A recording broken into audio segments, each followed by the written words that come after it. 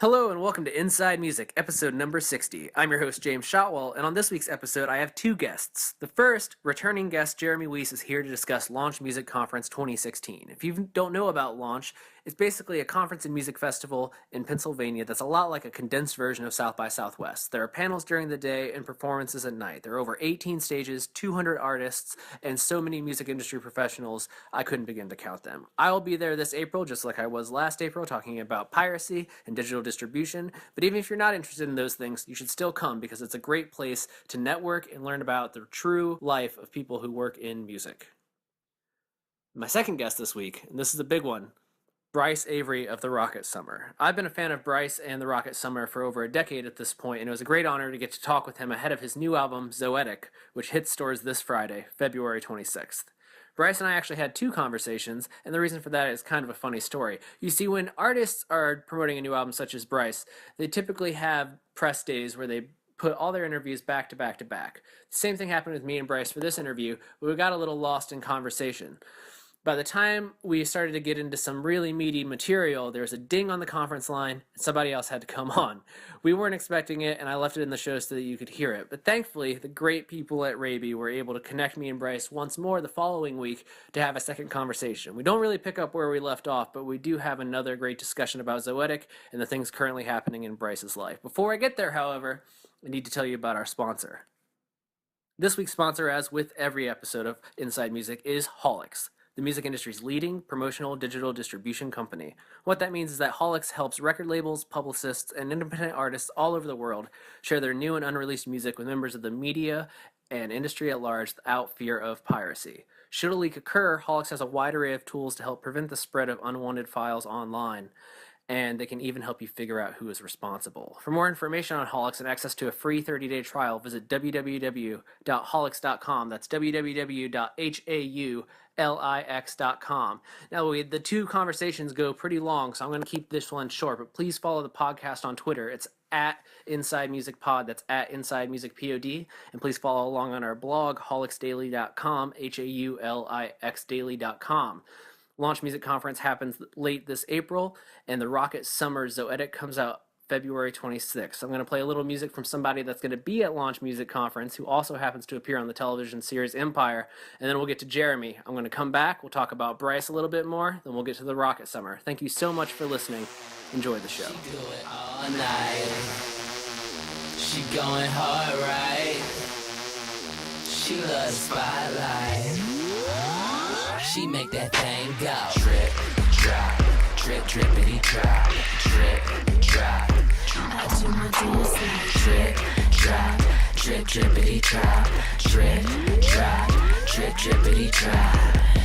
I know you got that bomb. So, I'm excited to have you on for a few minutes. It's weird that we've only had like a handful of people that have been on the show twice, and obviously we aren't doing like a full-length episode right now, but it's always strange to like wrap back around, and a lot of the times, like with you and me, like we haven't really had a conversation since the last time we did one of these. I know, that's right. It's kind of a shame, isn't it? All right, so let's start like a real basic. Like, what are you doing like day to day right now to get ready for a launch conference?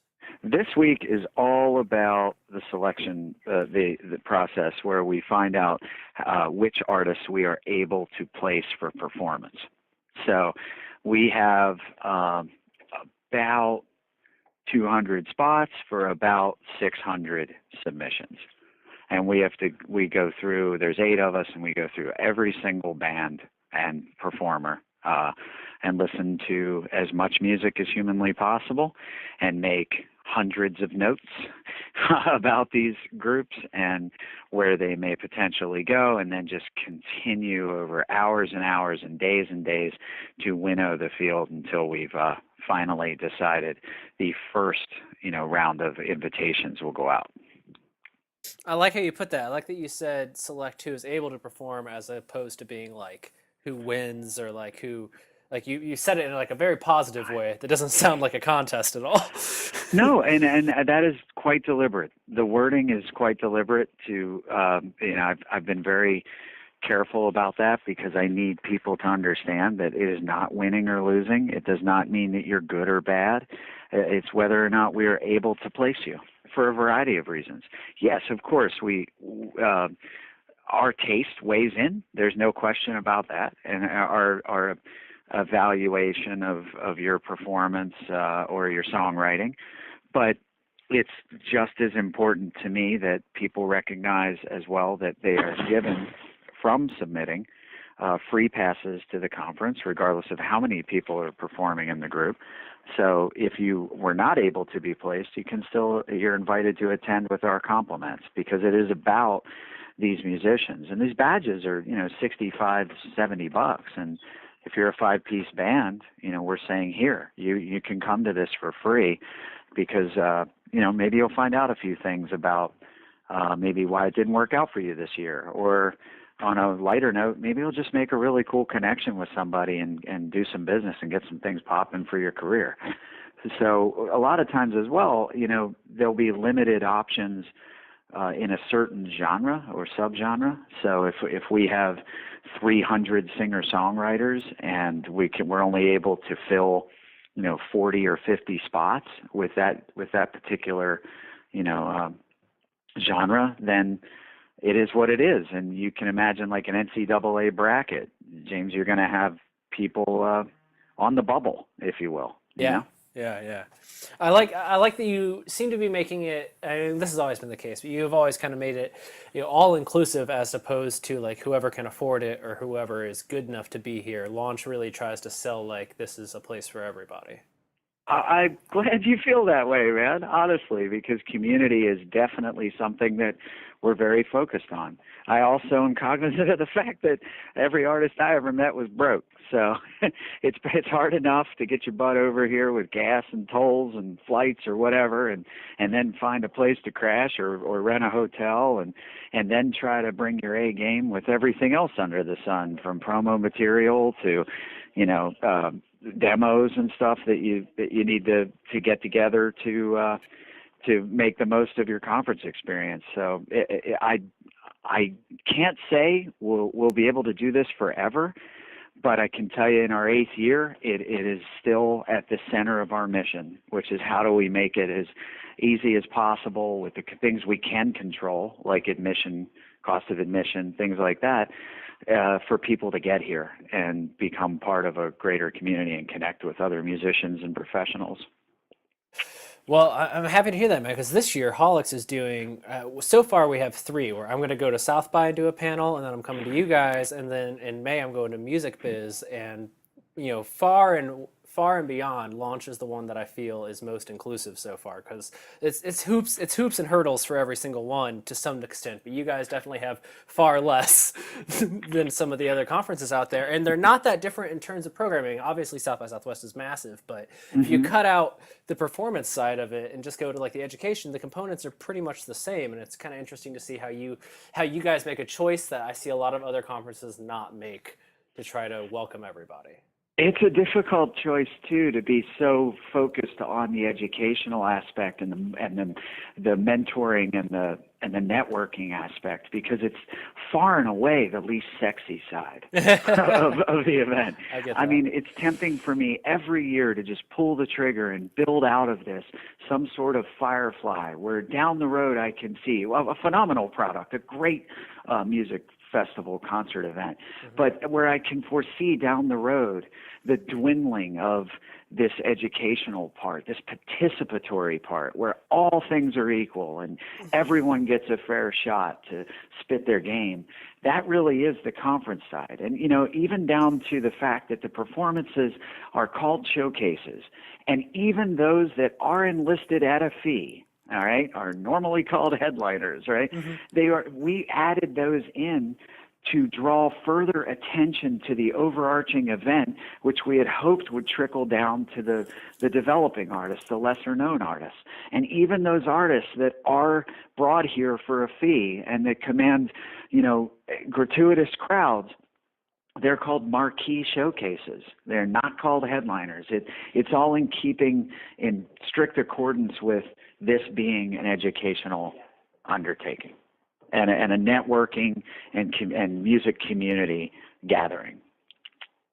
Well, before we get too much further ahead, I guess we should kind of make people aware that aren't maybe aware of what exactly it is Launch is and what you guys are doing. Could you kind of give us like the 30-second spiel for people that maybe just now learning about Launch Music Conference?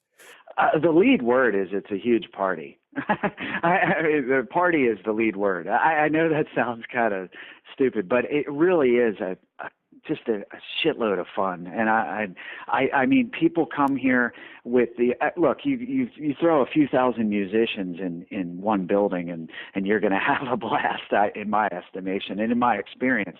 But beyond that, what you figure out is you can break the tension of having that 30-second window where you feel like you got to cram everything in at once, and it's your one big chance. It's supposed to be a prolonged kind of gathering of people with the same ambitions, and some of those people have great capabilities, and other people have great creative and artistic advice to offer, and maybe even down to gig trading with fellow musicians.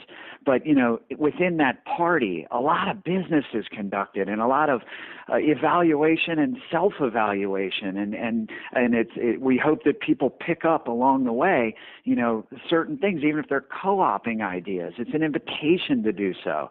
So Launch starts on Thursday night every year, and we have an opening concert. And it's kind of a soft opening Thursday, so there's 5 venues rolling and maybe 6 or 7 stages. And then Friday, we hit the ground running at 10 a.m. with conference content, panels, mentoring, rotating group sessions throughout the day. And then at 5 o'clock, the whole city opens up, 18 stages, 12 venues, over 100 acts a night. Each of the subsequent 2 nights. So that'll happen again Saturday. We'll after we've gotten our 4 to 6 hours of sleep, we'll all go downstairs at 10 a.m. and we'll do it again. And there's several dozen. I think this year we have over 45 people traveling to participate in panels from all walks of life in the music industry and a variety of levels, coming from as far as Canada and the West Coast. A lot of them are coming from there, and all over the East Coast. People, they're publicists, managers, booking agents, label entrepreneurs, festival organizers, and et cetera, marketing directors. And they all participate in panels, and the subject matter is commandeered by the Entertainment Institute, which was founded by Kevin Lyman of Warped Tour, and this year we're proud to announce that we have partnered with them. They're in my view, in my opinion, the premier online, tangible, realistic, results-oriented educational platform. And this is the physical manifestation of that online virtual educational platform. I learned of it by first participating and running a couple of courses online myself, and then coming to the opinion that this was the best. So I chased them down. We participated in a few similar conferences around the country for the better part of 2 years, and ultimately we decided to partner. So this is our first year making that announcement and looking ahead to the future, doing this together. And that's super exciting. Entertainment Institute's been doing a lot over the last year. They're helping me right now. They're promoting I'm doing a charity compilation for the people in Flint right now, and they just mentioned us in their last email. So they're very good people all around.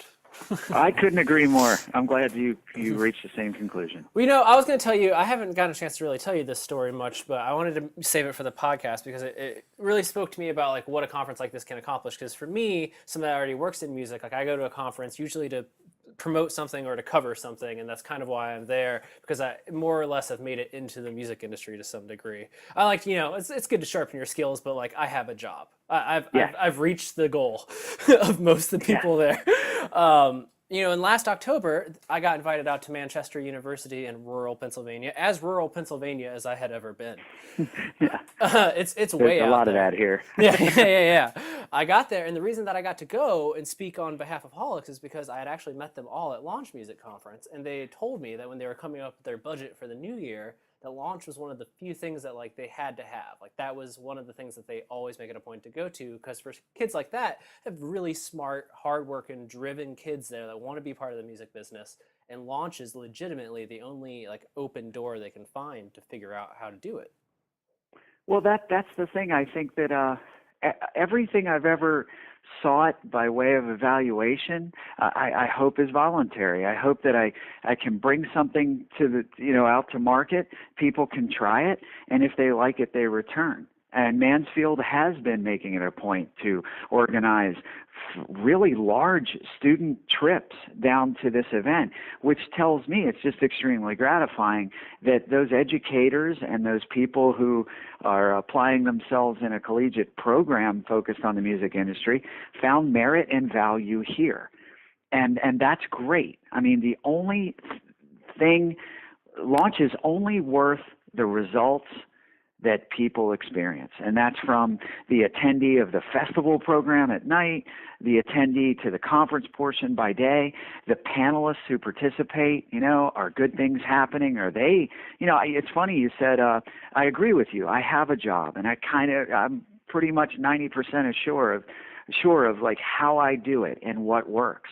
But I got to tell you, by participating in other conferences, business is conducted there, and I often will discover a new way of thinking about something, a new idea, a new modality, and I apply that. So it's ironic that people who go to conferences, not only as attendees, but participants themselves, can come away with results. And I enjoy that about launch. When I hear a story about, Mansfield or similar groups, I'm pleased that they found merit in what I thought was a really good product and really stayed current and adaptable and relevant, and that they got a satisfactory result enough to repeatedly come back. I think it's an awesome story. Thanks for sharing. No problem. And I'm sure there's a lot more like you. That school in particular, they have, it's in a tiny town. They don't have a huge music budget, but there are these music business kids. They have their own recording studio. They run a nonprofit label. And the one thing that they go to every year where they learn about the industry is launch. And I feel like that's probably the case for a lot more people than either you or I could possibly know. Because I hope so. They are geographically, it's probably easier for them to get into New York City. Yeah. And one of those conferences as opposed to what's here. And I think that's also kind of part of the optics of launch being in a secondary market and in Lancaster, Pennsylvania, with the rural communities surrounding it. I hope that, the goal is that people kind of settle down and there aren't all these bells and whistles and distractions of, with the wonderful splendor of a city like New York or Chicago.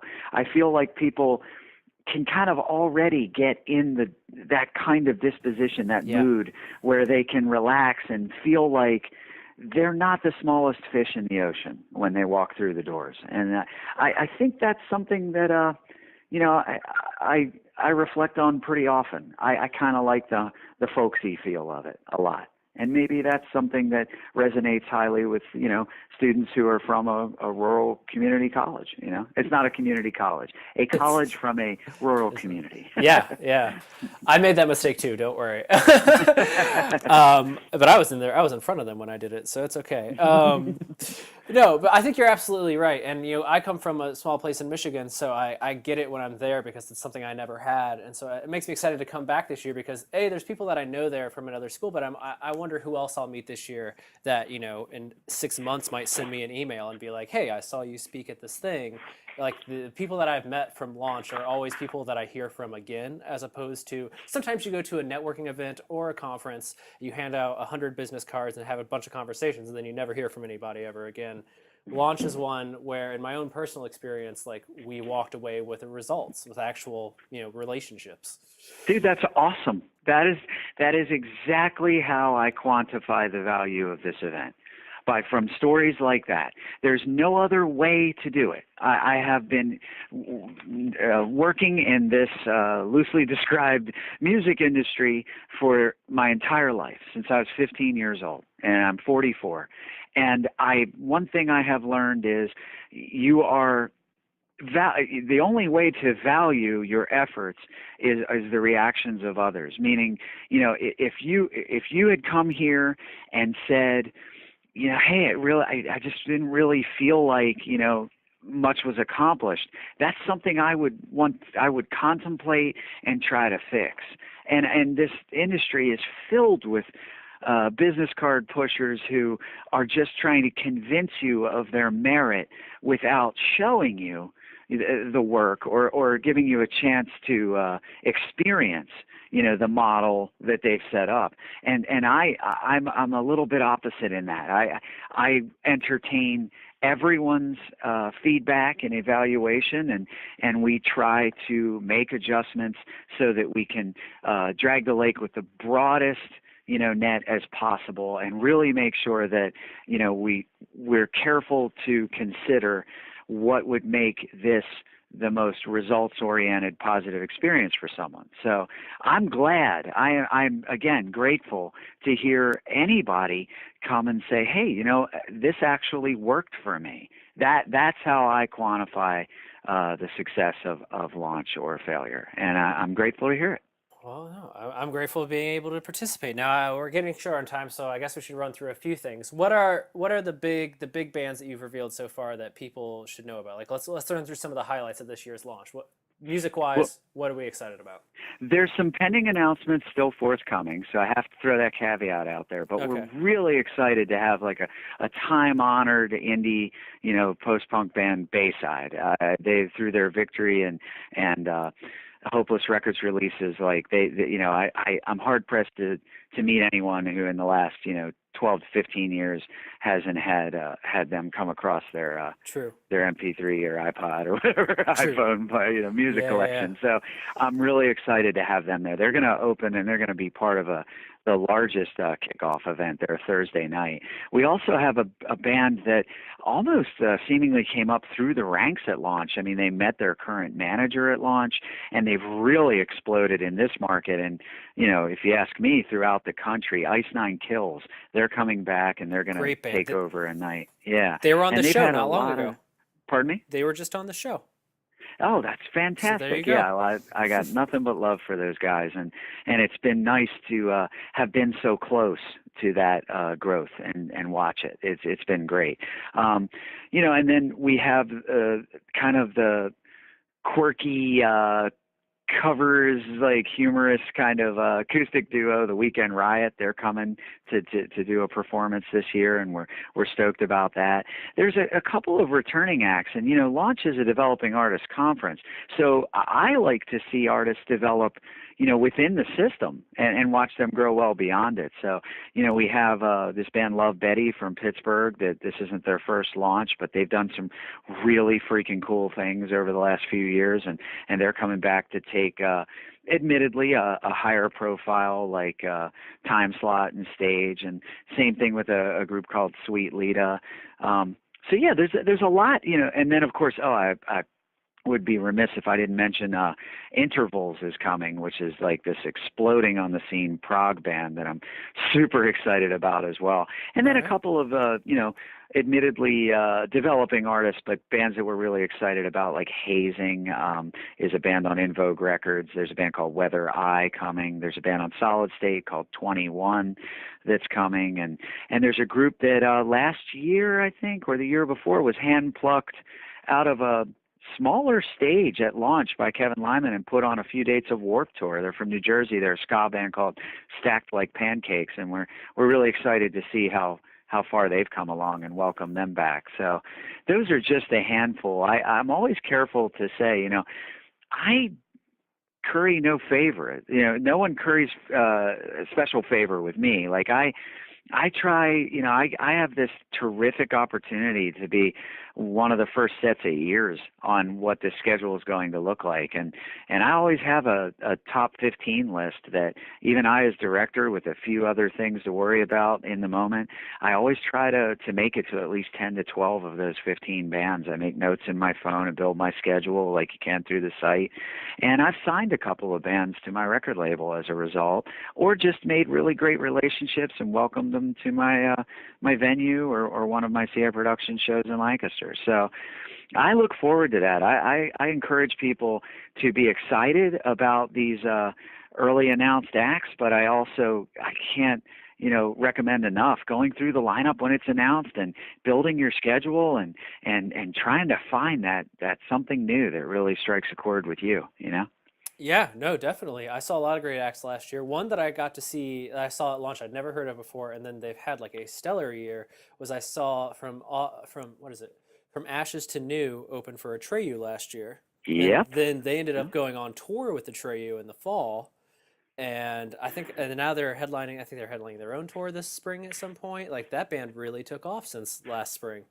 They've been doing exceptionally well. They have the management that was responsible for the building the career and maintaining it of Lincoln Park, and they've gotten a lot of Sirius satellite radio play. They played all the premier rock and metal festivals, and I couldn't be happier for them. A few years ago, I walked into a burrito shop to see a band that we had a stage at launch 3 or 4 years ago, a band that I'd put 3 asterisks beside, and similarly that I needed to go see, and by my own estimation. And I went in, and I remember I took my father with me because he said that he wanted to tag along, and it was 21 Pilots. So there's Crazy. no and to me, I'm thrilled with their success, and I love their new album. But so many of those other bands on these lists that I've made, I'm still listening to today, or maybe I came to the conclusion I wasn't going to listen to them anymore.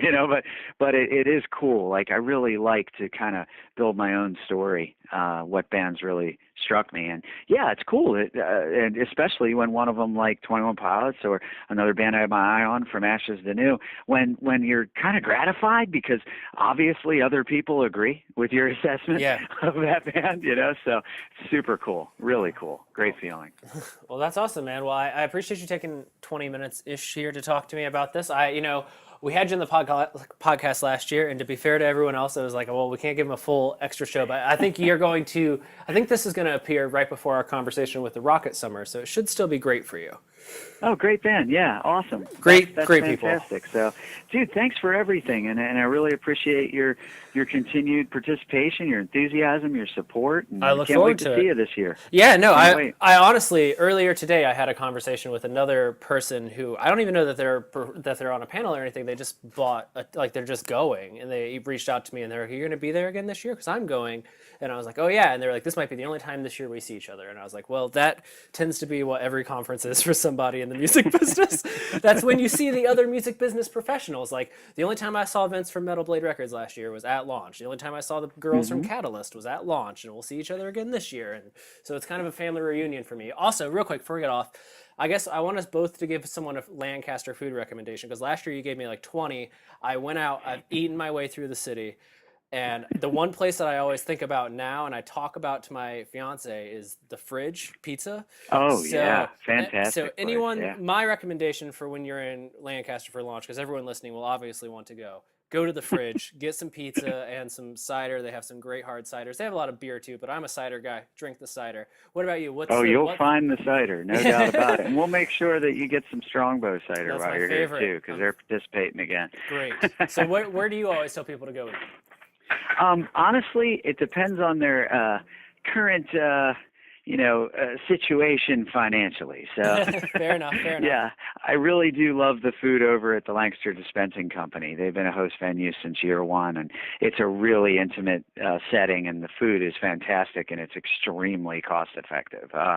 Yeah, and then if you want just pizza, House of Pizza is not just a pizza place. It's a family-owned business that just destroys, and that's totally awesome. And then if you want something a little off kilter, I mean the restaurant within the convention center, Penn Grill, is fantastic. It's phenomenal. And then, if you really want to try something super unique, one of the host venues, Aussie and the Fox, has kind of an American Australian hybrid kind of menu, and that's amazing as well. I mean, as you learned from last year, I could go on and on and on. I'll spare everybody, but maybe somebody took note of one of those names. Well, yeah, try them all. I encourage people. As someone that went last year, I had no idea what I was getting myself into. I actually drove down. This year I'm going to fly in, but take your time. Well, a really important thing to realize about our city that makes it extremely unique, and I don't think it's a conscious effort. We support direct impact businesses, people that own things regionally. It does not mean we blindly support them. Like,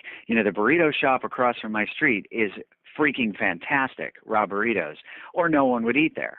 But I think that if there was a raw burritos beside a Chipotle, as popular as that brand is in the city, I think raw burritos would put them out of business. I think that people have this subconscious feeling that we have great stuff, we make great stuff, and therefore we're going to support each other in those efforts. And I really, really love that about Lancaster. So I apologize to everybody for not being able to name something that they've actually heard of, but that's part of the beauty and mystique of this area. It's true. When all my best memories of Lancaster are things I can't replicate somewhere else, and I think that alone is reason enough to go. Plus the crazy amount of stages, hundreds of artists, panelists, panels. You can meet Kevin Lyman. What more do you need? Well, yeah, having Jen Kellogg and Matt Halpern and Kevin involved as partners has been something I'm extremely proud of and super stoked about, and I hope everybody feels the same way. So, thanks again, man. I really appreciate it. No problem. We'll look forward to seeing you. Yeah, I'll see you in like 9 weeks. Excellent. All right. Have a great day, man. I better hang up and do some work then. All right. Have a great day, man. See you, buddy. Bye. I do my days like drip, drop, drip, drippity drop, drip, drop. Once again, that was Jeremy from Launch Music Conference. You can learn more about Launch by visiting launchmusicconference.com. Up next is Bryce from the Rocket Summer. Now, remember, these are 2 conversations, so at one point, one's going to end a little abruptly, and then we'll start a second one, and then the show will be over. So it's a long one. Sit back, enjoy, and remember, Zoetic hits stores this Friday, February 26th. It's quite possibly the best Rocket Summer album to date. It's definitely the most experimental, and I think you're going to love it. So without further ado, here's Bryce. Talking about time isn't gonna stop me. I got nothing to say. Just taking it easy, taking it easy.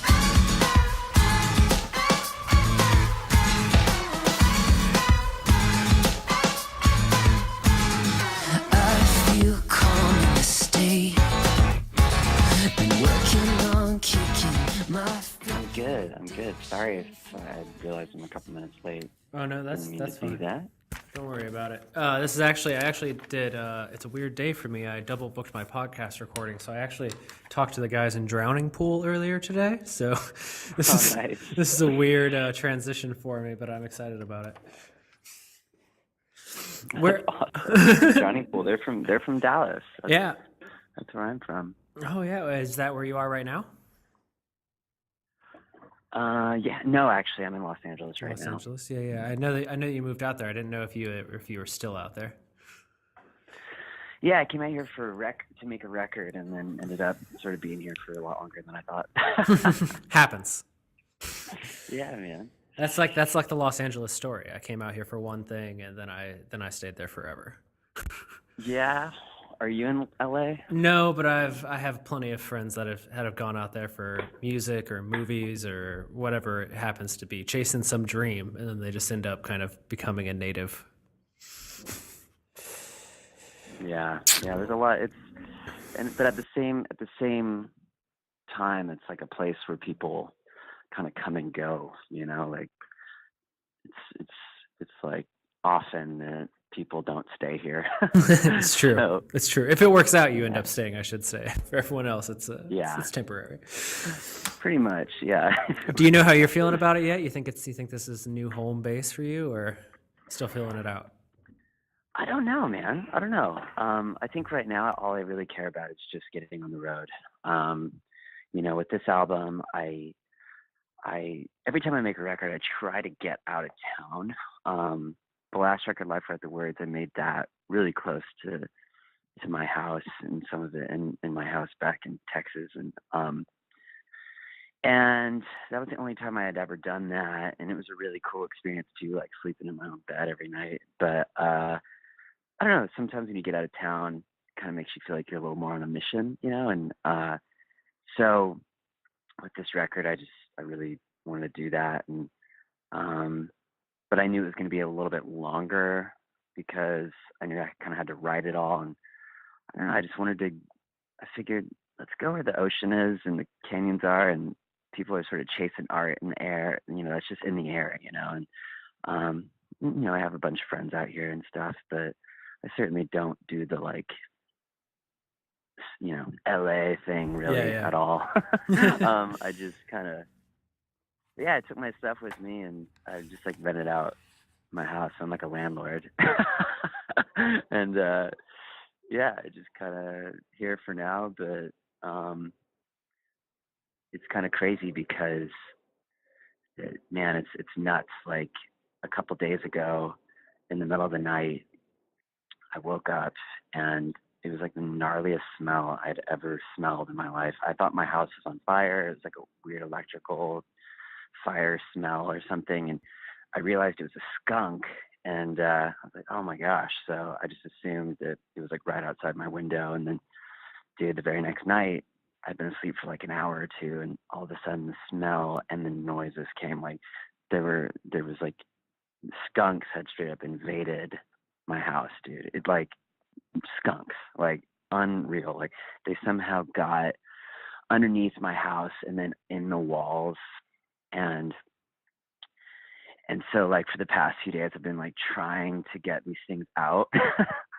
Having like pest people come, but they're basically saying like, yeah, there's not really much you can do other than just like you like board it up and like try to make them crazy and then try to get them out, and put up cages and stuff. And so so for me right now, it seems like my cue, man. It's time to get out. It's time to hit the road. It's time to, I don't know if I'm going to be in LA anymore. I just want to get out. I just want to tour and get away from the skunks. So. Can't blame me for that. All right, man. Well, let's dive into it, I guess. So today we're 2 weeks away from Zoetic. Am I saying it right? It's Zoetic? Yeah, Zoetic. Zoetic. So we're 2 weeks away. Poetic with a Z. With a Z. Yeah. So we're 2 weeks away. How are you feeling so far? Dude, I feel great, man. It's been a really long journey to get to this point. But man, I feel so excited about it. It's really cool. We're starting to put out songs, and it's really cool to see the reaction, and something that you slaved over for some time. Just seeing it come to life is it's a really beautiful thing, man. I feel excited about it. I'm excited to get back on the road and see the fans, and which is practically like my family. That's what it feels like, and so it's gonna be like a big family reunion here pretty soon. We hit the road, and yeah, so stoked. Yeah, I've been seeing the little bits of press pop up. You can always tell when an album release is getting closer when you're kind of in the industry side of things, because you see the names start popping up more and more in feeds, whether it's like interviews or like you have a song release. Like you can see the ball starting to get a little bit faster. Yeah, it's all happening, man. It's all happening.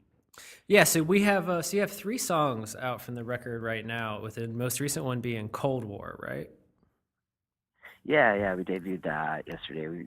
I kind of had this crazy idea to just debut a song a week until the album came out a few weeks ago. We're like, why not? Let's just put out a song every week. And I think there's gonna be like 4 out by the time the album comes out. But just getting people talking about it these days. Like, how do you get somebody to know your record's coming out? It's true. That just. You have to post so many things. I hate it. But it's just how it is. It's just how it works today, yeah. So the first one out, let's walk through Image. So the first one out was Same Air, which I think is, I was actually able to hear the album like not too long after the folks at Ray B got it. Shout out Ray Roldan, good guy.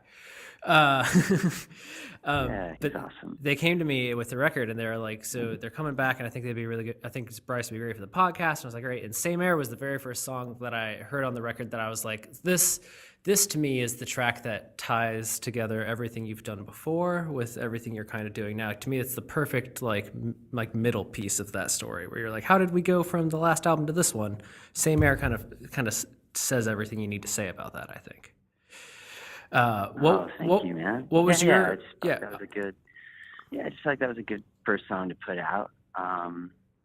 And not even so much so like I think it is kind of a good like introduction into the record, bridging the old and the new. But I thought it was a good song. I was just excited about the tune. Thought it would be a good first song to put out. And so, and yeah, I mean, as we've continued to put out stuff like Cold War, we put that out yesterday, and that's like we're just slowly easing into it, I guess. But yeah, I'm super pumped on Same Air. It's weird. It's like it's a hard thing because this record has been such a long process. Like I don't even understand how it happened, but um I wrote so many songs. I kind of just went through this period of like just really wanting to unlock some new creativity within me that I hadn't been able to do on other records, pretty much just due to logistics and time and we have to have a record out like by this day, and we have to be on tour by this day, and even down to like, okay, we're paying for the studio time, and so I always just did what I knew, which was like I knew drums and guitar and bass and keys, and how to make a record that way. And this this album, I just really wanted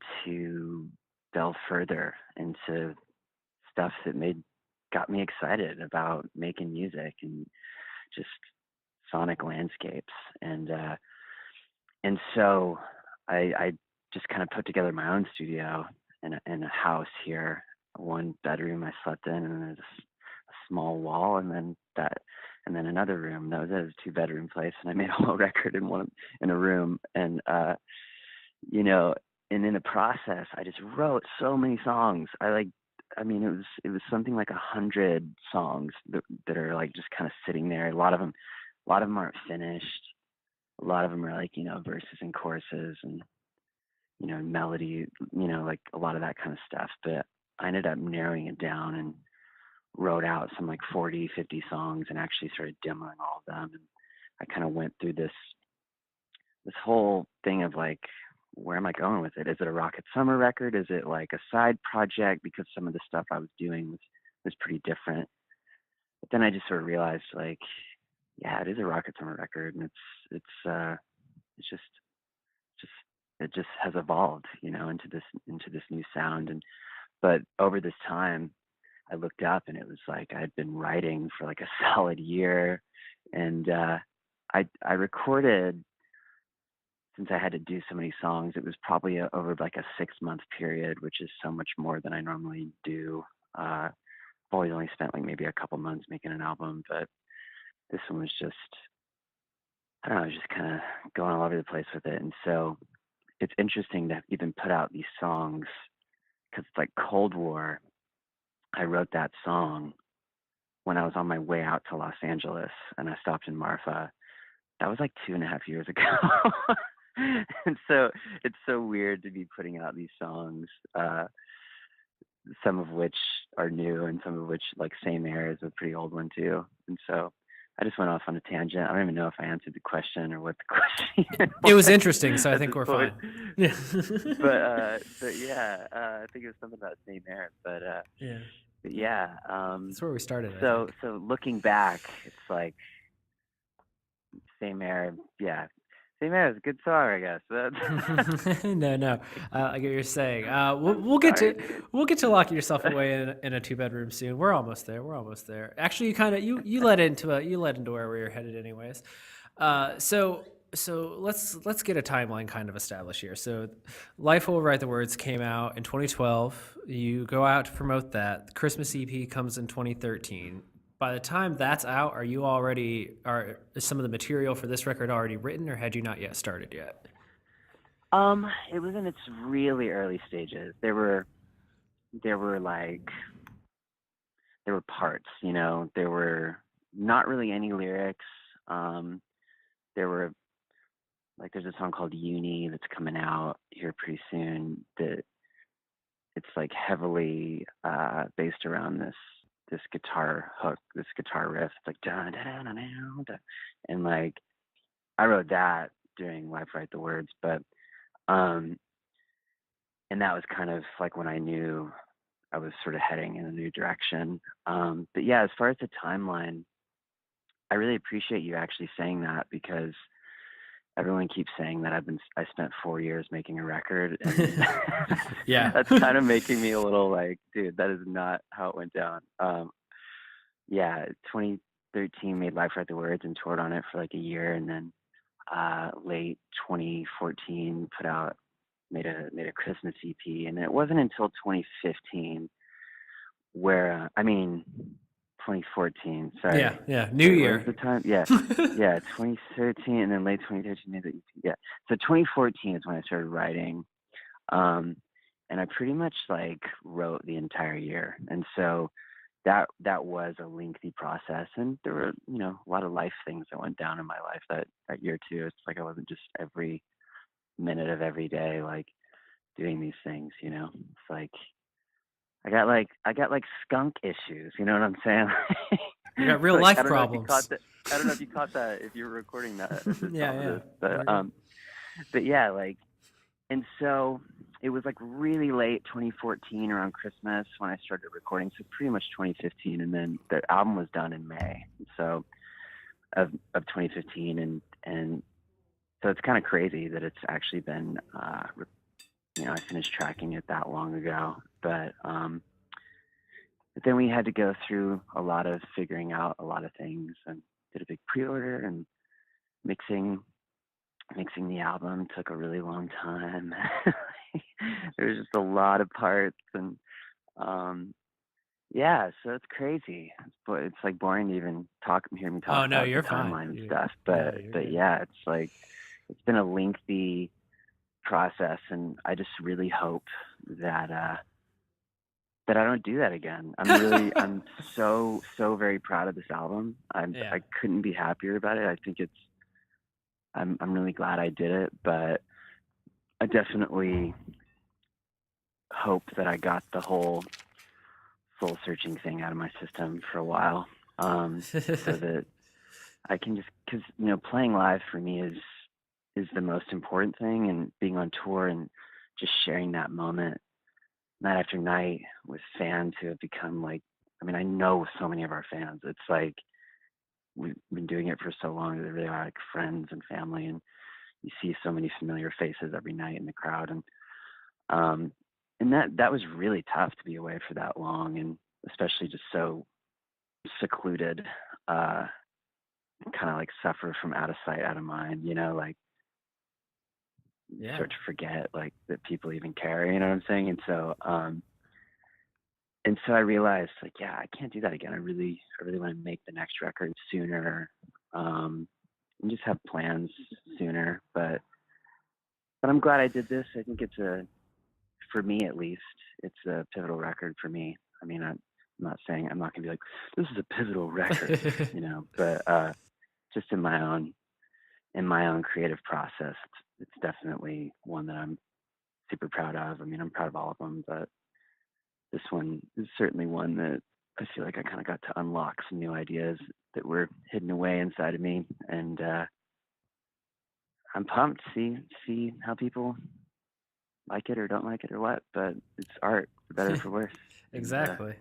Well, I think the time away has done you well, because I feel like the material on this record definitely falls in line with like the continued evolution of the Rocket Summer, but it is I think a bigger leap than any other like album to album change that we've seen so far, and I think the time kind of speaks to that. Like, it's some years have passed, and like, your influences have changed that time. You've grown in that time, and I think this album kind of reflects that. If there was maybe an album between this and the last record, maybe it wouldn't feel like such a big step, but it makes sense still. You know what I mean? Yeah. Cool. Thanks. Well, yeah, there's some early feedback for you. So let's talk about this. Let's talk about this LA thing, because I found it so interesting in my mind. So you mentioned that other than the last record, you've kind of tried to get away whenever working on a new album. So what was it about Los Angeles that kind of called you for this? There's a lot of things. I made Do You Feel Here, and a Men and Angels, and there was no real reason for doing that other than just the studio was here. The studios were here, and I don't know, it was just an exciting time, and I felt like I wanted to capture some of that excitement. Um, and again, like I just think getting out of your comfort zone can be really inspiring and can kind of make you feel like more on a mission, you know? And so I just wanted to come out here, and I have family out here, and so many friends out here, and it's just the music business or whatever is out here, even though um I haven't really I don't really fully dive into it. Like, a lot of people out here work really, really hard to just like write with everyone and do that stuff. And I certainly am always open to that, And so it's kind of like a lot of cool things that happen just by being here. Just simply by going and getting coffee, you run into other artists and you're like, whoa, I ran into freaking St. Vincent the other day on a hike, and then 1 hour later, Taylor Hawkins outside of a Chipotle. I was like, this is really cool. I mean, I don't know what for, if anything, just to be like inspired, I'm not expecting to be in the Foo Fighters or something, although that would be freaking rad. But but like, yeah, I don't know, it's just a cool place. But Texas is my home. Dallas Fort Worth is my home. And this just sort of was a longer thing, a longer journey. And now again, like all I really care about is just getting on the road and staying on the road as long as possible. Yeah. And then until I do it all over again. Well, you got some time before that happens. Yeah. But not 4 years. Good grief. Yeah, so I was reading about how, you've spoken about, you kind of went out there and you had these ideas of like, I'm going to maybe collaborate with some people and stuff, but then you start working on the record and you kind of go into like classic Bryce mode where you do everything yourself anyways. So did that moment kind of come pretty early on after you got to LA where you were just like, maybe I'll just do it this way?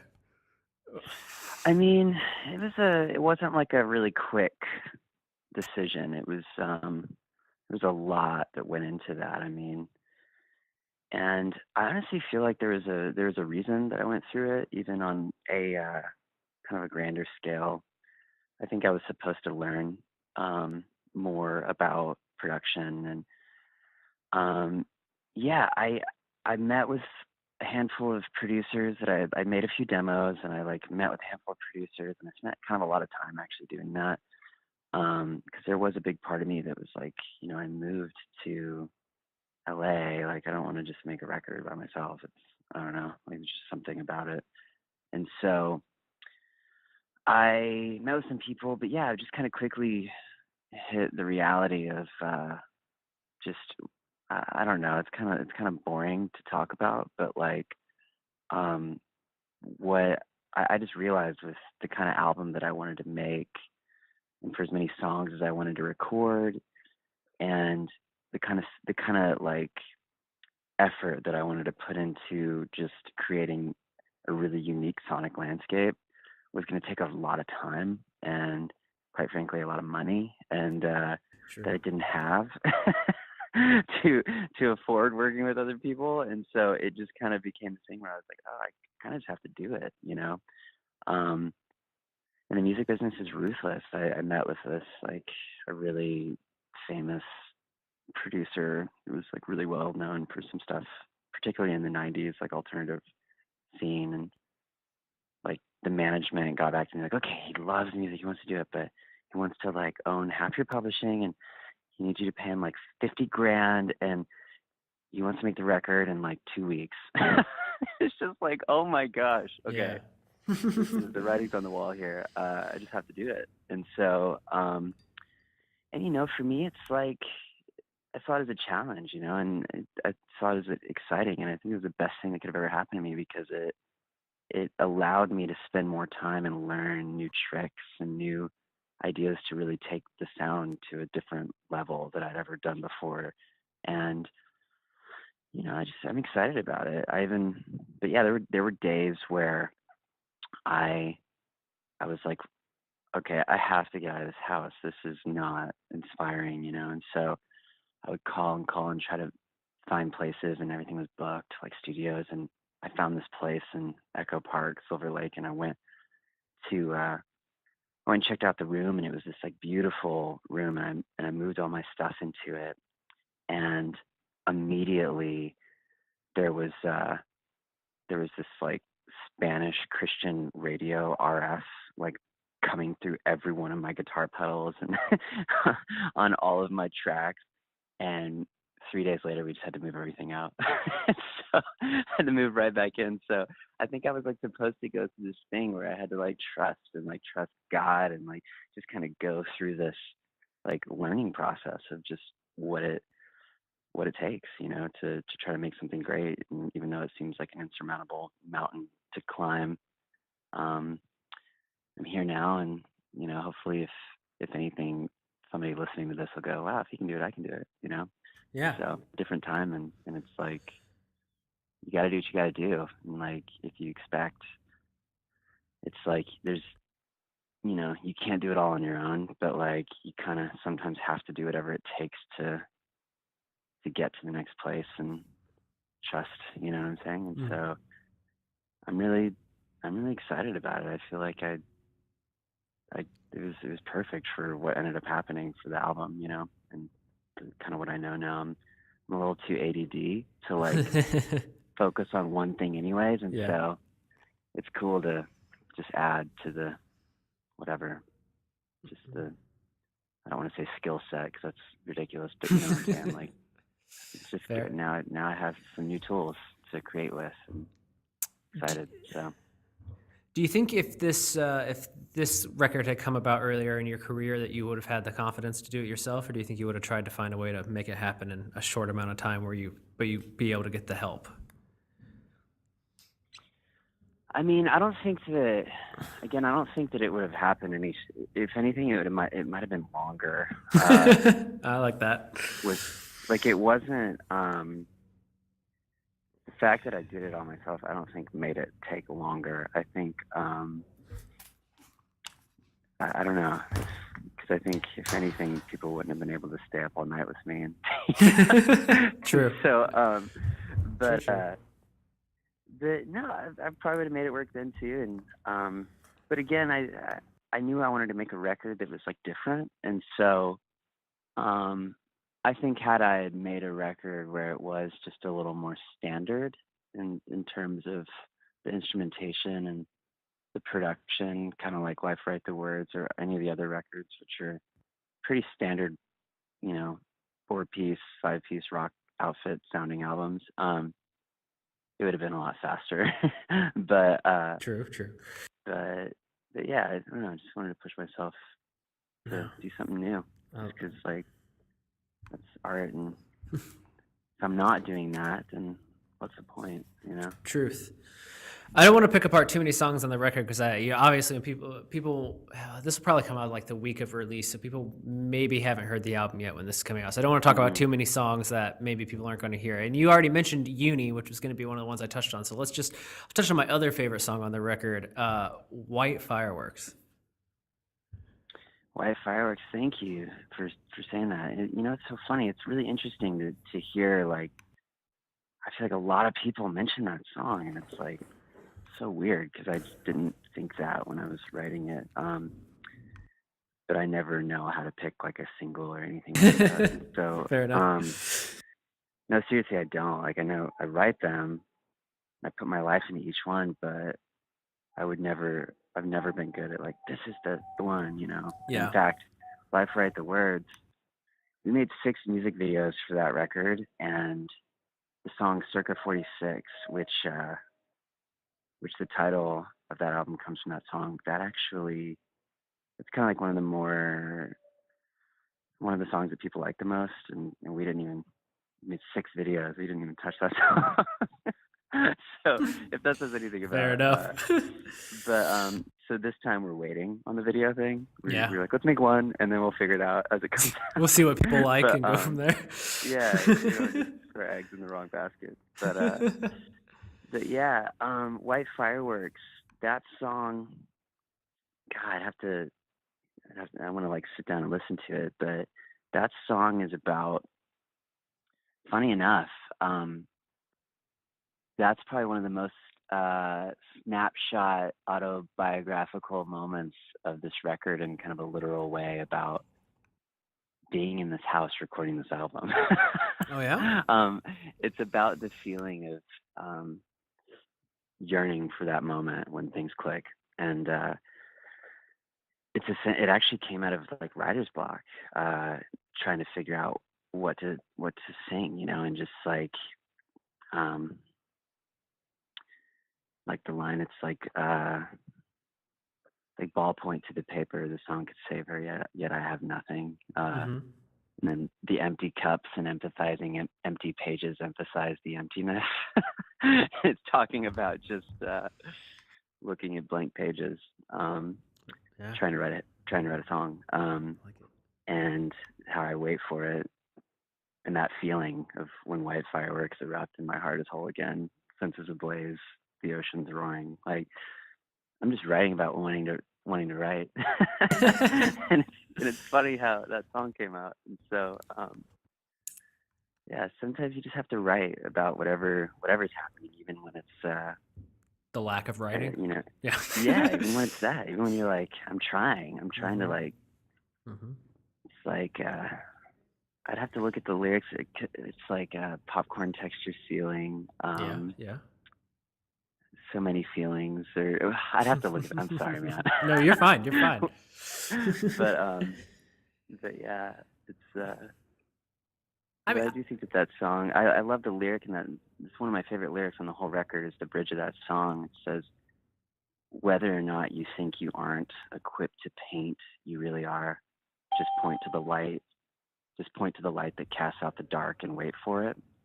And that for me is kind of one of the sort of like heavily spiritually leaning lyrics on the record about, for me, just kind of like connecting with the creator of creativity, and trying to be guided through the artistic process. And so that's probably my favorite line on the whole record, actually. I like listening to, whenever I get a chance to hear a new Rocket Summer, whether it's a song or a record, I always like to try to find the ways that you've, weaved your spirituality through the records. Because coming from like before I'd even heard your music, but like, let's go all the way back to like post-calendar days, right before Hello Good Friend. I'm in high school, because you and I are about the same age. I was in high school at the time. And I remember going to a youth conference with the church that my parents were a part of at the time. And I swear to you, I sat through a panel where this person came on stage and was like, "So you like Blink-182? Well, you should like Reliant K and the Rocket Summer." like one of those kind of things. And that was literally how I discovered you and Reliant K, because that was like back when they had the Marilyn Manson Ain't My Girlfriend video and everything. So it was like, they're the new pop punk for Christian kids and stuff. So that's like where I first kind of get into Hello Good Friends. So at the time, I have like these, I live in a house where I'm into more and more secular music, and my parents are like trying to hold on to like whatever they can by being like, no, these guys are just as cool. And anyway, that's where I fell in love with your music. And as I've gotten older and you've gotten older, like I think sometimes the direct references to spirituality have kind of taken a little bit more of a back seat, but you find more creative ways, I feel, to like get a metaphor in there that kind of, or an allegory even, that I'm like, oh, it's still there, it's still present, but he's gotten a little less like on the nose about it. And I don't know, that's one of the more interesting evolutions, I think, in your songwriting, is that you found a way to kind of keep that in your music without it feeling like the same thing over and over and over and over again. Interesting. Well, thanks, man. Yeah, that's like a fascinating world to me, because like I've never really, getting into the spiritual stuff like that, my beliefs are the biggest part of my life, and it really is a huge part of my life. And yet I've never seen the Rocket Summer as like kind of like a Christian band or something. I get that. Like a in terms of the market, me as a person and how I live my life, and that's the biggest part. And so naturally it comes out in the songs, but I just have always, I feel like, the way that God actually made me and the way that I write songs, it's actually hard for me. It's like the whole worship world. It's like people think that that's really simple, and it's actually a really tough thing to wrap your head around. Once in a while, I'll go play at my church back at home, and it's like so impossibly simple, and that's what makes it so hard, and like it really is a craft, that I don't know, I just feel like I've always wanted to tell stories, and not in any way for my spirituality to take a back seat, quote unquote, but it's just never really what I thought. I don't know, it's just wasn't necessarily the focus. I just write music. Exactly. You know what I'm saying? I just write music. I mean, it is kind of funny. I think when the Rocket Summer came out, yeah, I don't know. That's a whole lengthy conversation about that side of things, because it's funny, just because as people find out, all of a sudden, all the songs become about God, Yeah, for the first few days, they're like, oh gosh. It's over, especially some of the early ones are kind of the cutesy, love songs. Oh, that's so creepy. You think that's what I'm singing about? Yes. But then. Hi, it's Mike Chaikin. Oh, hi. Hello. Hello, it's Mike Chaikin. How are you? Hi, Mike. How are you, Mike? Is Bryce here? Yes. Sorry, guys. Maria's on the line as well. Hey, James. Oh, hey. Do we run out of time? Yeah, if that's okay. Sorry, I came in and I was like, oh, they're talking still, so I'm just gonna let you guys talk. Yeah, that's fine. No. Okay. We can wrap up. No, that's good. Well, thank you for your time, Bryce. Dude, thank you, man. We'll catch up again soon. All right, brother. All right, I'll talk to you soon. Thanks. Everyone and everything, every soul, every being, the same air we all are breathing, one shared pulse collectively beating. Yes, it's working. We're good. Nice. Okay, we got this. Yeah. Well, I figured, so this is the thing. I've been thinking all week since we chatted last. I was like, how are we going to jump back into this thing? Because we were we were ebbing and flowing right there. So I think the best way is just to be straightforward about it. So we were talking last week. It's been a few days since we chatted, and it got interrupted, which happens. It happens. Yeah. How have you been for 5 days now? Been good, man. Been good. We've been working away, getting everything ready for our pre-order. For the album, I should say. Sorry, I just pre-ordered that word phrase has been haunting me in my dreams. It's a good problem, but my entire dwelling place is just full of packages, which is really cool. Really, really cool. I'm very, very grateful. But yeah, we do it all ourselves, So got I think we're shipping out 1,500 packages. Oh, whoa. Oh. Yeah, it's just been nuts, man. But everything's good. Everything's real good. I think Maria told me you've also been working on getting ready for tour too. Yeah, man. It's been everything's been really good. It's been just getting ready for tour. There's kind of a ton of stuff going on. How's trying to not be super scatterbrained. We got a tour, got an album. Got everything. Yeah, man. So how's the set list coming along? Let's do a little bit of that. How's the set list coming along for this tour? Because I'm curious. You've got a lot of songs out. The material on the record's great, but it is different than what you've done in the past. So how much you planning to blend in? What's the game plan so far? I think it's important to hit everything. As much as my mind has been completely consumed in Zoetic for quite some time, and it's almost awkward to start playing a song with Hella Good Friend for me. It's oh my gosh, so I've been pretty far removed for that from a little bit. It's still the Rocket Summer, and that's still what, why we have fans. It's just the history and, all the music. And so I think we're laying like 7 tunes off of Zoetic that we're going to have like ready to go. And then I think, we know probably like 20 other songs. And then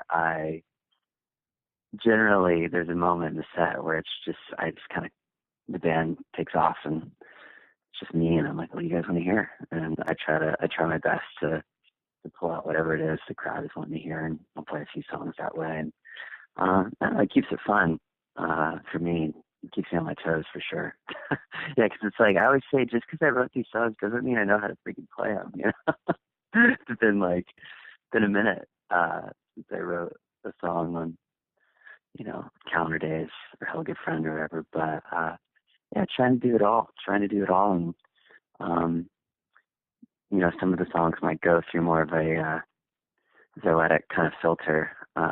We'll see as the rehearsals continue. Yeah, well, I like to tell people that, like Molly Ringwald, you're never going to leave the Brat Pack. It's just it's part of who you are. It's not a bad thing. I mean, I'm super. Yeah, I don't know how to respond to that. It's like, the Brat Pack. It's like we even have shirts that say Brat Pack for life. So yeah, I mean, it's just part of who. But it's a compliment, right? That like, I don't know, 11 years removed from writing that song, you go into a room filled with people who have already paid to see you, and they're still wanting to hear that song. Yeah, I mean, it's all good, man. It's all good. It's like, I don't not like the song. It's obviously a snapshot of life from a certain time of youth. Of youth, yeah. And I'm into it. Yeah. There's I don't have too much time left though before that song starts getting weird, because there's a lyric in it that says I don't want to be 34, just talking about high school years. And not too far away from that, There so yeah. I don't know. Maybe they'll say when I was 34, now that I'm 34. I don't know, but still got some time before then. It'll just become 44, and you'll just keep pushing it. Yeah, maybe pushing it. Keep. So, man, yeah. I don't know. I mean, as an artist, it's weird because it's like I'm super grateful for the fact that anyone cares, but and I totally get it. Like, there are albums of artists that mean so much to me that I would be bummed if I went and saw them and I didn't hear parts of it. But it's the ongoing thing of being an artist, and I've never pushed myself harder in my life, and I've never felt more of an urge to create than I do now, and that I have been feeling and doing. And so, in a way, it's kind of weird to be like, oh, that's what you want to hear? Like, but not, I don't say that like in an arrogant way or anything like that. I'm grateful, super humbled by the fact that anyone would want to hear anything I've written, whether it's past or present, but I certainly want to evolve, and I don't know if I would even, if my life ever came down to the point where that was like, that was it, I'd probably do something else, just because like that would be like when I say that was it, I'm saying like if it just came down to like, I just want to hear something you did like 10, 12 years ago, I don't know, I'd have to rethink things, and so but I do love music, and I'm super, I want to give the fans what they want, and I'm happy they're there, and at the same time, just hopefully they'll come along with me for what I'm doing now. Yeah, well, I mean, it's all about the frame of mind, right? Well, in the one way, those songs have been around for a long time, so if people have a connection to them, like it's a far more deep-seated connection than stuff that has now. But then you also have like the options. You could go the brand new route where they just retire songs. We just aren't going to play that anymore, and then you surprise people when you do decide to play it, like they do with 70 times 7. Or you could do the Panic at the Disco route, Brendan Urie being all all, I'm just fine being like, I'm sick of playing this song, and yet go out and play it every single night. So I think you have, there are options if you ever reach that point, but I think it's all about the framing. Yeah, totally. We haven't gotten to the point where we would not play So Much Love or Brat Pack at a headlining show. We never play those songs when we open for bands, though, just because I don't really, whenever we get the opportunity to play in front of new audiences, I don't particularly, want to show, like, this is what I'm about. You know what I'm saying? Like, reliving my youth. Yeah, but it's like when we headline, I'd be pretty crazy not to do that. And again, I don't want it to sound negative. I'm super grateful, and I think those songs are freaking jams. Exactly. It's just when you care as much about music as I do, and you care as much about the integrity behind it, and just pushing yourself to make something great, you can get a little like, oh, okay, well.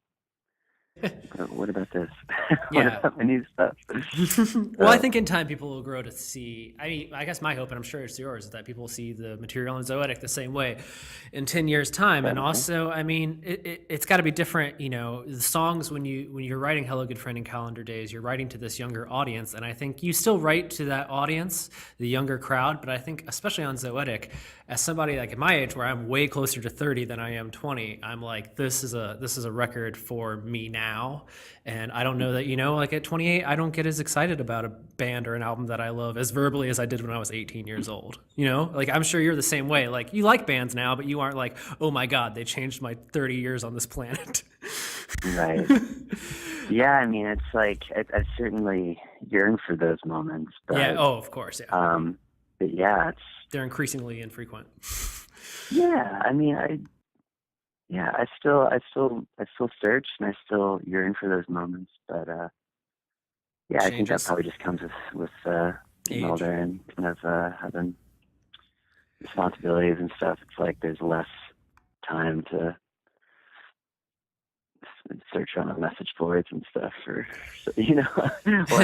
like you would at a certain era of life. But of course, luckily I feel like the good thing about Rocket Summer is I feel like our fans, we still have young fans, and yet we have fans exactly are my age, and so it's really, I feel like I have. It's so funny. For the longest time, it used to kind of irk me a little that people would be like, "Oh, you've got like such young fans," or like, because in a way there was like a certain sort of condescending vibe in that, like oh, they're too young to understand like what's good or something, or like the teeny bop thing, and it used to like kind of bug me, like, no, I'm like a real artist, and now I just look up and I'm like, man, I'm so grateful that I had young fans because I'm still doing this, you know what I'm saying? Like, and the coolest part about it is there's still, like, at our shows you can see, you'll see it's across the whole spectrum. We did this tour in November, which we called the Returning West Tour, and we played in Orange County, and that was one of the most unique nights because as part of our pre-order, we did something special this go around where it wasn't just pre-order the album, you'll get it. If it's like pre-order the album and we have other exclusive options, and I don't know if we discussed this a week ago. So tell me if we have. No, I don't think so. If we did, whatever, they're getting double interviews. It's fine. I don't. Yeah, a few days ago, but yeah, we did these special like pre-orders and these exclusives, and one of them was to get to play with the band at a show, and it's amazing because we played the show in Anaheim, and this is the person that bought it. I don't know how old he was, but it was just funny because there was a girl in the front row who looked like she was, it was like a girl and her mom, and her mom was probably like in her 30s or something, so the girl was really young, and then the guy that had, got that thing in the pre-order and came and sang a song with us had to maybe like, definitely in his 40s or I don't know. I'm not sure how old he was, maybe even older, but it was just amazing at that moment. Just like that was a moment where I was just really in awe of what's kind of happened, over the years. Just put it into perspective for you. Yeah, just the whole spectrum. It's like that's what I always dreamed about. I never wanted to. I always just wanted to make music, and hopefully, never in my mind was it like set to be a part of a scene or anything. It was just I just made music, and if there ever was scene stuff that happened, it was almost just due to that was kind of what you sort of had to get on tour. You know what I'm saying? You kind of had to like do whatever, and so. But for me, it's just always been about making music, and I don't know. I was really, really blown away by that, and just really grateful for our fans, and just Definitely the fact that anyone cares, and just how cool it is that it's all over the place now. So we'll see. No, I think the future holds. Yeah, it's interesting to me because you're right. Like, it's one of those things where like there are like 3 or 4 ways it can go for you, and there are a lot of bands where it almost seems like every 4 or 5 years, like they reset their fan base. Not even intentionally. It's just for whatever reason, the style of music they play. Every 4-year cycle of high school or college or whatever it may be, like it kind of resets and they find a new young audience, and the older generation moves on and complains that they don't sound like the albums they released when those people were in high school. But or a band like changes and they get this older audience that doesn't really care about the stuff they did when they were young. And in your case, it's like the best of both worlds almost, where you're still playing to the same audience while welcoming new fans in the door. Totally, man. Totally. I'm just grateful. I'm pumped, man. I'm pumped for this new season, and hopefully fans will be into it, and new people will come along for the enjoying the family, if you will. Yeah. Yeah. Do Rocket Summer fans have like a nickname? Like, do they have something they call themselves? We should have something at this point. Yeah, I think there's a I don't know if it's still called this. They called it the TRS Army for a while. I like that. And then I think there was a website or something like TRS Family. But no, there's not really like a name. I think there should be. I don't know why it's not just called the Brat Pack. The Brat Pack? I was going to say the Brat Pack or like Cadets. It's like, I feel like, I don't know. I've always been really, how to put it, I remember there was, for a long time, I was like, you can just start a fan club. And I just thought it was so silly. Like, I don't know if she means like a fan club, like, for me, like, or for us, I don't know what it is. Like, I just felt uncomfortable, so I never really set one of those up or anything. But I like that. It's honest. I like it. Yeah, I don't know. It just seemed to like, no, that's what like, I don't know, like Winona Judd does. Mm-hmm. Like, she has a fan club. I don't know. Like, I just felt like it seemed kind of silly for me to do that. I feel like a fan club's what happens when a band reaches that point where it seems like there's no way they can stay connected with their fans. So like a fan club is kind of like an intermediary for them, where they're like, now I have direct engagement. But like you people can find you. You're not like a hard guy to get a hold of. Yeah. Which I think, that's a good thing, but obviously you don't need a fan club. Like, you don't need a third party to like reach your fans, because you just go to them and you're like, hey, how's it going? Pretty much, man. It's a family. It's like, it really is crazy. Just now, and again, I don't know if I said this the other day, but like, it really is crazy to go on tour now, and the majority of the room, it's like I might not recognize, but there are always hand pockets of people that I'm just like, oh my gosh, I know you, like, and we have fans that have gone to so many shows that we're just like friends now, you know what I'm saying? Like it's I consider these people my friends. Like, it definitely went past any kind of like, fandom. I mean, maybe it's still there, but with some of these people, but it's like, we're just friends, and so that's kind of what, in a way, I'm proud of that, just that vibe at the show. like it's a bunch of friends hanging out. Well, let's. I guess we should probably wrap this up a little bit since we have it over an hour between two conversations. It's fine. This is going to be a first. It'll be a first for the show. I'm sure you haven't done two interviews that are slammed together into one before. So, I mean, we're breaking new ground here together.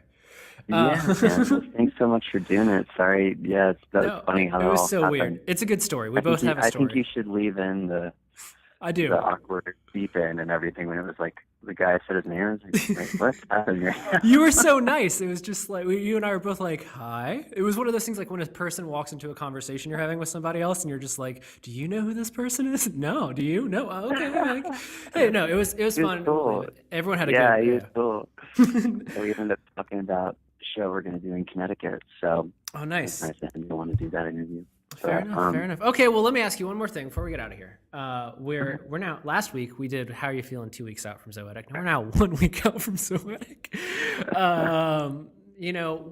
What is like the big takeaway you hope people get from this album? I know the meaning and the whole fully alive kind of theme of the record, and there's so much life and energy in this album. So I'm curious, what is like the one thing you hope people get out of this album?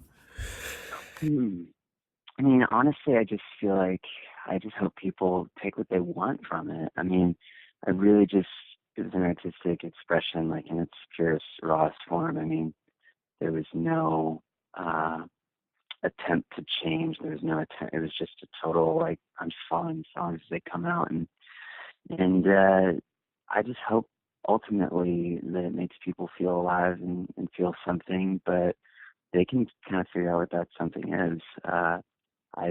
I know what the songs are about, and I don't know, sometimes I think my favorite music is the stuff that just makes me feel a certain way, and perhaps, I don't know, down to the absolute, like, black and white literal meaning of what the song was, but I don't know, I just hope people feel alive from it. You know, music is really powerful, and it's I've always said this, like, that I always view music as a friend that can convince you not to jump when you're in your darkest moment. And so I have no different stance on that with this album. So hopefully people just feel alive and I don't know, take what they want from it. So well, it's art. No, I appreciate that, man. I hope the same. I think it's an amazing album. It's out February 26th. This will be out Tuesday before that. If I could do math better, I would have known what that number was. But it'll be out next week, good, and so everyone can hear us have our chat. And then when does your tour start? The tour starts March 11th. Yeah, all right. I believe. And you're on the road for like a month, right? Like it's a stretch. Yeah, we're out for about a month straight. Okay. Which I welcome with open arms, and then we have a couple weeks off, and then we do the second leg. Okay. And so there's 2 legs of the tour. The first one starts March 11th, goes a month. The second one, I think, starts the beginning of May, in just a few weeks. It's on the West Coast. And so, okay. And who knows after that? Who knows? We're working it all out. So, but yeah, people should definitely come see the show. I will not be so chill as I am right now. I'm just sort of sitting in this room of boxes, like kind of overwhelmed with it a lot. But that's fine. Just trying to like zen through it, you know what I'm saying? Yeah, exactly. Like it's like one of those seasons where it's like, oh yeah, I have a record coming out in a week, and we've got tours and interviews, and I've been working on this thing. It's like consumed my whole life for like a really long time, and so I'm just trying to zen through it. Sounds good, man. Well, you're trying to zen through it zoetically. I don't know. Can you use zoetic as a verb? I don't know. I'm doing it. It's too late. It's been done. Yeah. All right, dude. You have a great day. You have best of luck on the release. I'll let you know when this is out. And yeah, thanks so much for hanging out with me. Thank you, dude. I'll talk to you soon. All right, peace. Yeah.